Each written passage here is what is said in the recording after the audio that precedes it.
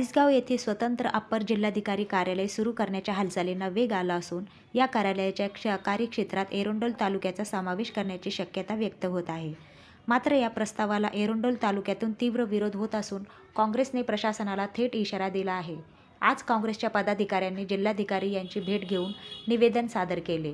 एरोंडोल तालुका जळगाव मुख्यालयापासून अवघ्या 30 किलोमीटर अंतरावर असून तालुक्यातील बहुतांश शासकीय कामकाज जळगावशी निगडीत असल्याचे त्यांनी स्पष्ट केले.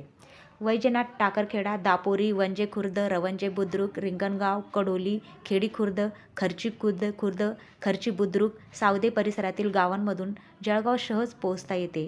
मात्र चाळीसगावचे अंतर 80 ते 100 किलोमीटरपर्यंत असल्याने नागरिकांना शासकीय कामांसाठी मोठा आर्थिक व वेळेचा फटका बसेल, असा दावा काँग्रेसने केला आहे. लोकहितांचा निर्णय घ्या, एरोंडोलचा समावेश करू नका, अशी आग्रही मागणी निवेदनातून करण्यात आली आहे. दरम्यान शासनाने या मागणीकडे दुर्लक्ष करून एरोंडोलचा समावेश चाळीसगाव अप्पर जिल्हाधिकारी कार्यालयात केल्यास मोठ्या प्रमाणावर जन आंदोलन छेडण्यात येईल, असा स्पष्ट इशारा काँग्रेसच्या पदाधिकाऱ्यांनी दिला आहे. मी विजय महाजन, महाराष्ट्र प्रदेश काँग्रेसचा प्रतिनिधी आहे. माझ्यासोबत आमचे तालुक्याचे अध्यक्ष सुनील पाटील, शहराचे अध्यक्ष संजय बदाने आणि ॲडव्होकेट हिम्मत पाटील हे माझ्यासोबत आज माननीय कलेक्टर साहेबांना आम्ही निवेदन देण्यासाठी आलो होतो. विषय फार मोठा गंभीर आहे. जळगाव जिल्ह्यात चाळीसगावला अप्पर जिल्हाधिकारी कार्यालय व्हावं म्हणून जिल्ह्यातील काही नेते मंडळींनी या ठिकाणी पुढाकार घेतलेला आहे.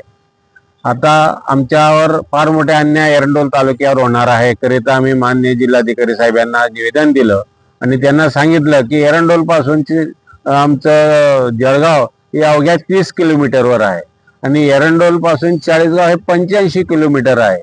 आमचे दैनंदिन व्यवहार, हे शासकीय व्यवहार ची कामं पूर्ण करण्यासाठी आम्हाला जळगाव हे शहर आणि जळगावचं कलेक्टर कार्यालय हे आम्हाला फार मोठं जवळचं आहे आणि त्यातल्या त्यात काही गावं अशी आहेत जळगाव तालुक्याला लागून, जळगाव शहराला लागून की त्यांच्या एरंडोल तालुक्यातील काही गावं 5 ते 7 किलोमीटर अंतरावर आहेत आणि त्या लोकांना सुद्धा जर का चाळीसगाव जाण्याचा प्रसंग आला तर त्यांना कमीत कमी 100 ते 110 किलोमीटर त्यांना चाळीसगाव या ठिकाणी जावं लागणार आहे.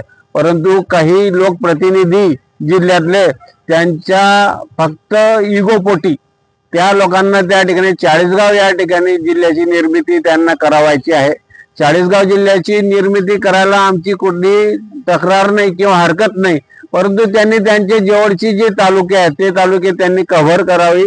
आमच्या एरंडोल तालुक्याच्या त्याच्यामध्ये समाविष्ट करू नये अशी आमची आग्रहाची मागणी आम्ही मान्य जिल्हाधिकारी साहेबांना या ठिकाणी दिलेली आहे आणि त्याची जी प्रत आहे त्यांची एक प्रत आम्ही मान्य मुख्यमंत्री महोदयांना सुद्धा आम्ही त्या या ठिकाणी दिलेली आहे. बावनकुळे साहेब महसूल मंत्री यांना सुद्धा आम्ही त्याची एक प्रत दिलेली आहे.